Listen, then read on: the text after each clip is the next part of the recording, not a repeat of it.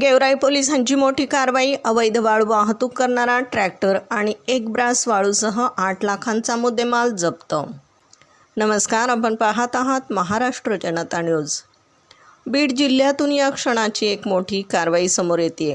गेवराई तालुक्यात अवैध वाळू माफियांविरुद्ध पोलिसांनी एक मोठी मोहीम उघडली आहे. बीडचे पोलीस अधीक्षक नवनीत कावत यांच्या मार्गदर्शनाखाली कारवाई करत गेवराई पोलिसांनी अवैध वाळू वाहतूक करणारा ट्रॅक्टर आणि 1 ब्रास वाळूसह एकूण 8,06,000 रुपयांचा मुद्देमाल जप्त केला आहे.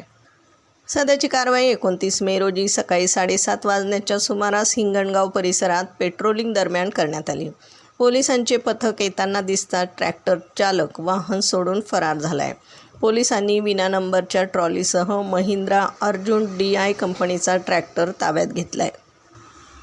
सध्याची कारवाई पोलीस अधीक्षक नवनीत कावत, समीर शेख, अनिल कटके यांच्या मार्गदर्शनाखाली पोलीस निरीक्षक किशोर पवार, सहाय्यक पोलीस निरीक्षक जंजाळ आणि त्यांच्या पथकाने केली आहे.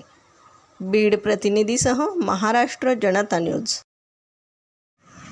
महाराष्ट्राचा बुलंद आवाज. क्षणोक्षणी अपडेट, सत्याचा निर्भीड शोध. राजकारण असो वा समाजकारण, शेती असो वा सामान्य माणसाचे प्रश्न, वा असो क्राईम रिपोर्ट, प्रत्येक बातमीचा अचूक वेध.